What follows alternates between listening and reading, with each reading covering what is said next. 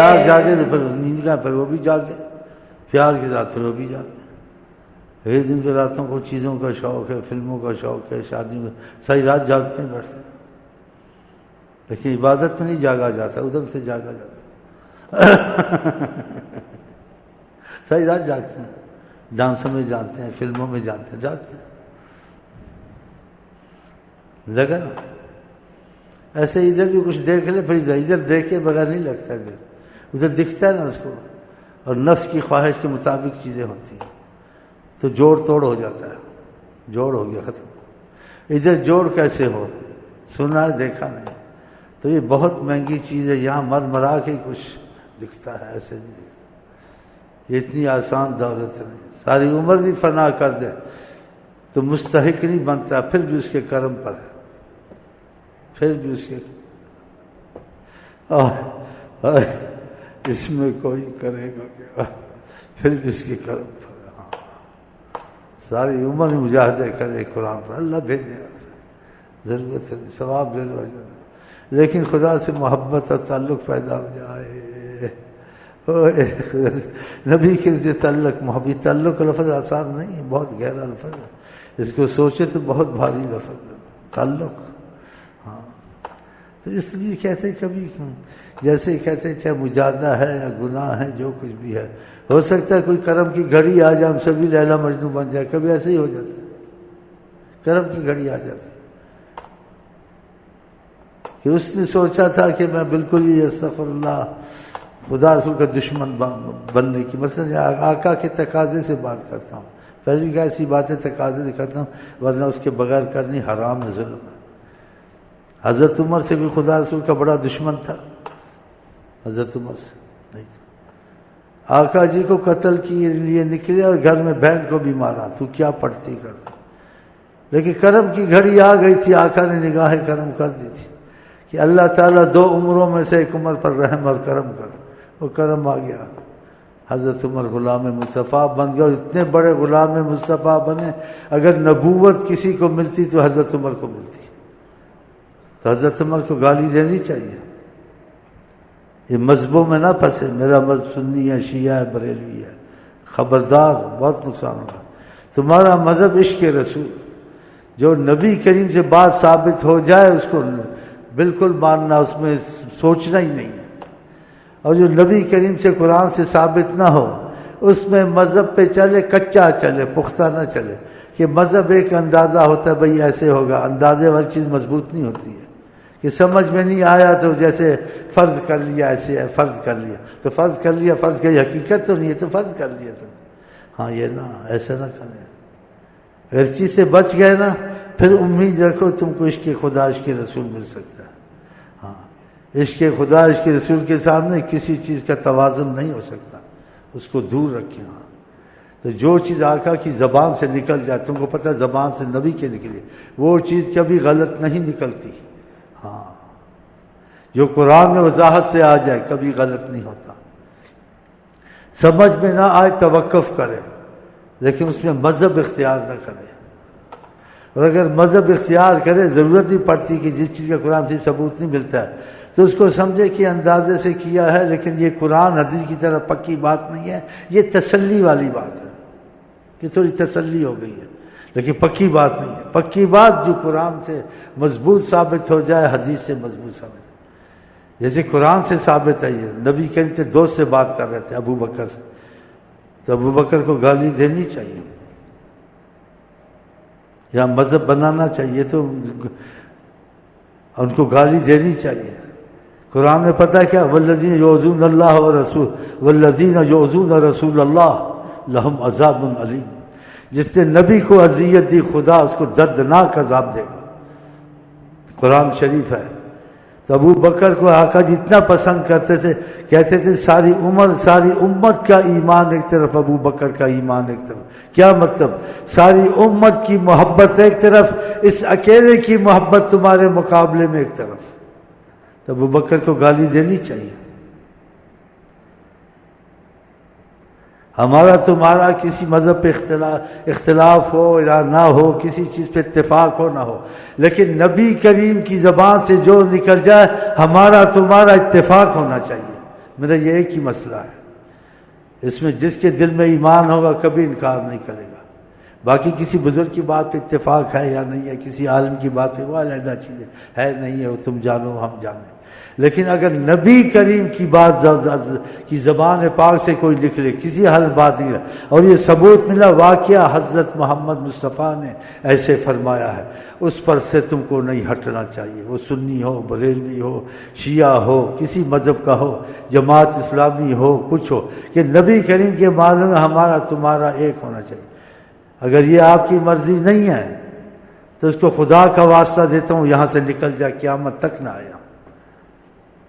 اگر اس میں تمہارا ہمارا اتفاق ہے، کر لیا تم نے نیت سے، انشاءاللہ دیکھنا خدا تم کو بے پناہ نوازے گا، کہ نبی کریم صلی اللہ علیہ وسلم کا معاملہ خدا کے بعد سب سے اونچا ہے.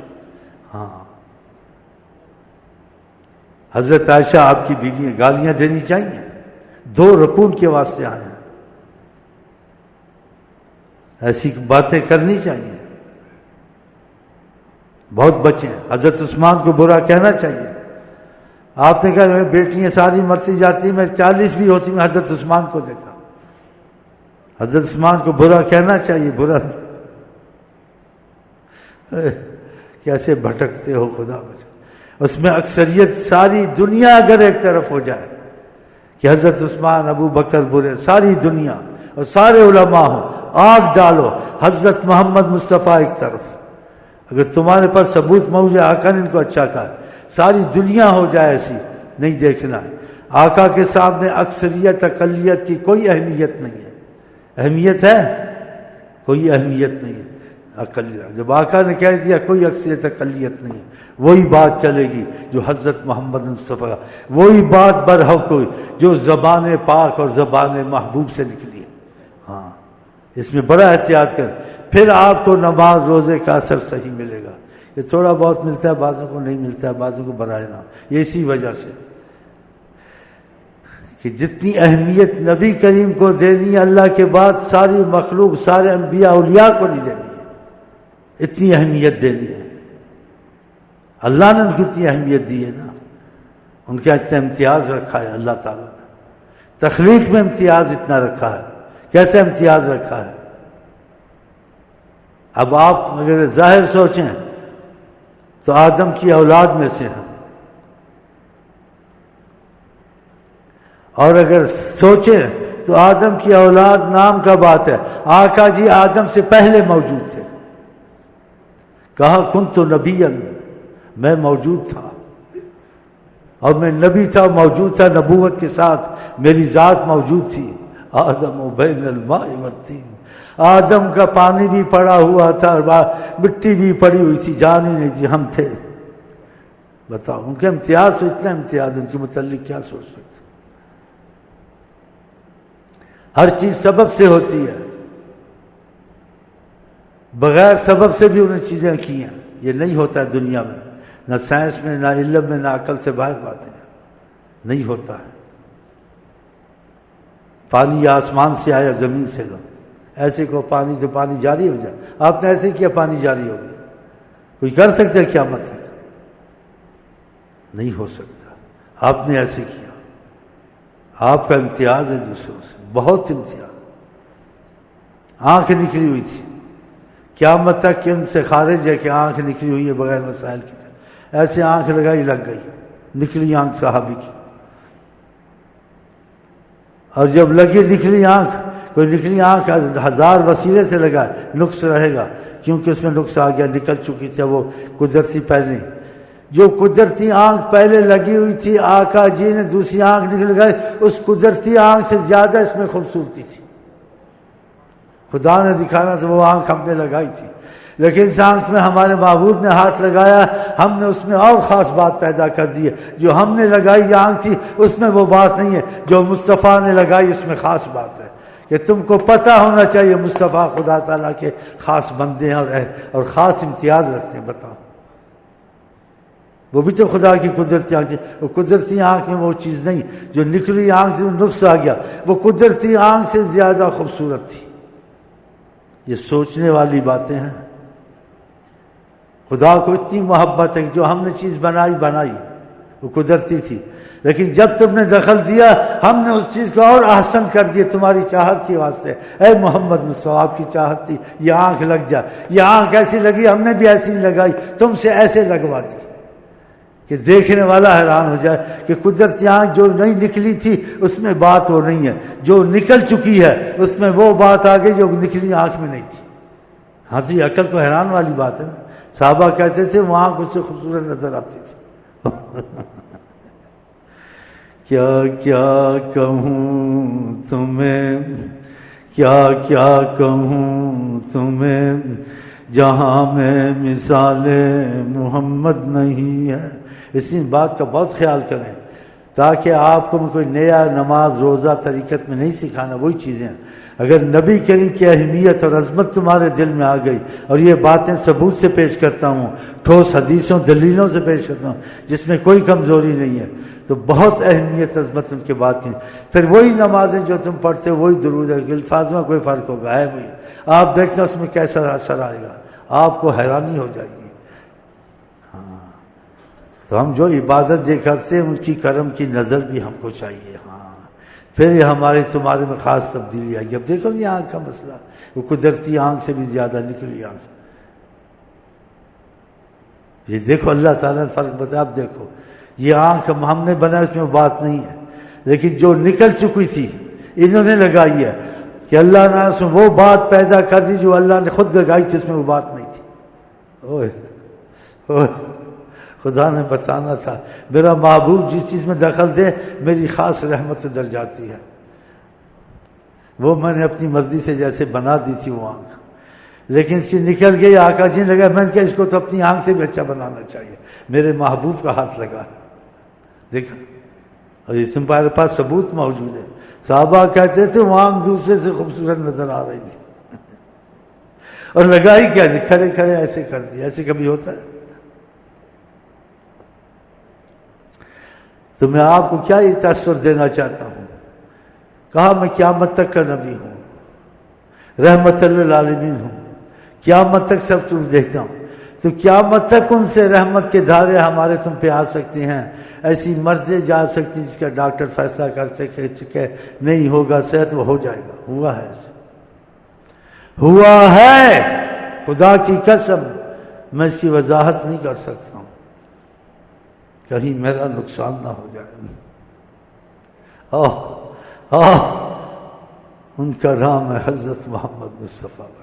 اور مصطفیٰ کا مفہوم بھی یہی ہے, نام بھی ایسا, نام کا پتہ ہے معنی کیا, چنے ہوئے. چنے ہوئے عام لوگوں سے نہیں, انبیاء میں بھی چنے ہوئے. اولیاء ساری دنیا میں کہ جتنے بھی مخلوق ہے زمین آسمان, ان سب سے علیحدہ وہ چنے ہوئے ہیں. ان کے نام سے برکت آ جاتی ہے. ابھی درشی پڑھتے رہے برکت آ گئی, تو بات ماننے سے کتنی برکت آ گئی. اور کثرت سے درود کرو. صحاب کو صحیح حدیث متفق میں ہے, اس نے وعدہ کیا بہت درود پڑھوں گا. کہا تکفی ہمک, جو بھی تیری پریشانی ہوگی دور ہوگی اگر درود شریف میں بہت ضرور شروع. یغفر ذنبک, اگر کوئی گناہ ہے یا گناہ ہوتا ہے تو معافی میں رہے گا, تجھ پہ مصیبت سزا نہیں آئے گی. یہ تھوڑی بات ہے.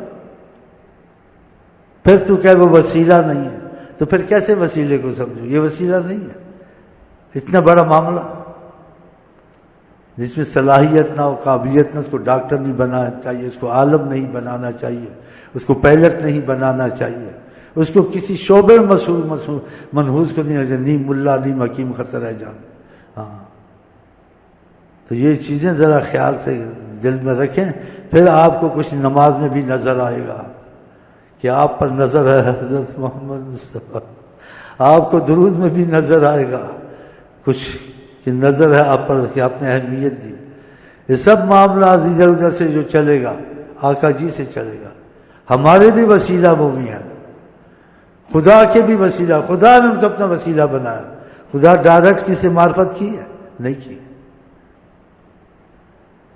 خدا نے کہا قل ان کنتم تحبون اللہ,